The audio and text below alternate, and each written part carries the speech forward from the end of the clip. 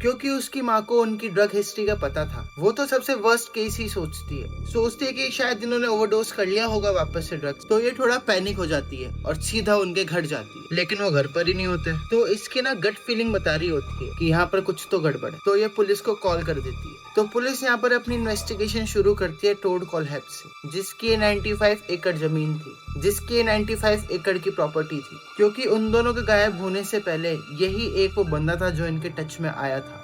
तो जब पुलिस उससे इन्वेस्टिगेशन करती है तो टॉड कहता है कि देखो, इतना तो मेरा कोई इंटरेक्शन था नहीं उन दोनों के साथ। वो मेरी प्रॉपर्टी पे आए थे और उन्होंने सिर्फ 2 बिल्डिंगें साफ करी थी। मैंने उनको पे किया था और वो चले गए थे। उसके बाद से मेरा उन दोनों से कोई कांटेक्ट नहीं हुआ और अनफॉर्चुनेटली मेरे को इसका भी कोई आइडिया नहीं है कि अब वो कहाँ गए हो। इस टाइम पर पुलिस ये सोचती है कि चलो बेस्ट यही है कि हम थोड़ा सा वेट कर लेते हैं कि देखो अब आगे क्या होता है।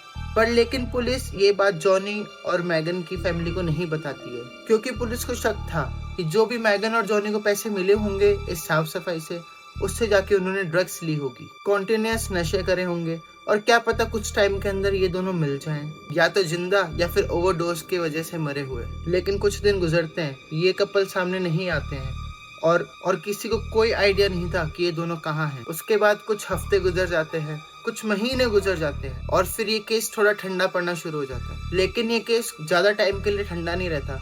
फिर 31 अगस्त 2016 को तकरीबन 8 महीने गुजर जाते हैं जब कॉक्सीज को मिसिंग रिपोर्ट किया गया था। इस पाटनबर्ग शहर से 2 और बंदे गायब हो जाते हैं। वो होती है 30 साल के केला ब्राउन और उसका बॉयफ्रेंड चार्ली कार्वर, जो 32 साल का होता है। इनको सिर्फ 1 महीना हुआ था डेट करते हुए, लेकिन ये काफी सीरियस होते हैं। चार्ली तो केला को अपनी फैमिली में इंट्रोड्यूस भी करवा देता है। चार्ली का बाप कहता है कि ये तो एक ऐसा स्टेप था जो कि बहुत बड़ा लिया था चार्ली ने। पर कॉक्सीज की जैसे चार्ली और केला कोई ड्रग एडिक्शन नहीं थी, ना ही कोई फाइनेंशियल इश्यूज का मसला था इनको। ये तो ठीक ठाक होते हैं। चार्ली तो एक फुल टाइम प्रिंटर ऑपरेटर होता है एक लोकल बिजनेस में, और जो केला थी ना, वो ऑड जॉब्स किया करते थे इस टाउन के अंदर। इनके फैमिलीज के अकॉर्डिंग ये कपल्स खुश होते हैं अपनी जिंदगी। लेकिन 31 दिसंबर की रात से चार्ली और केला फोन और मैसेज उठाना ही बंद कर देते हैं।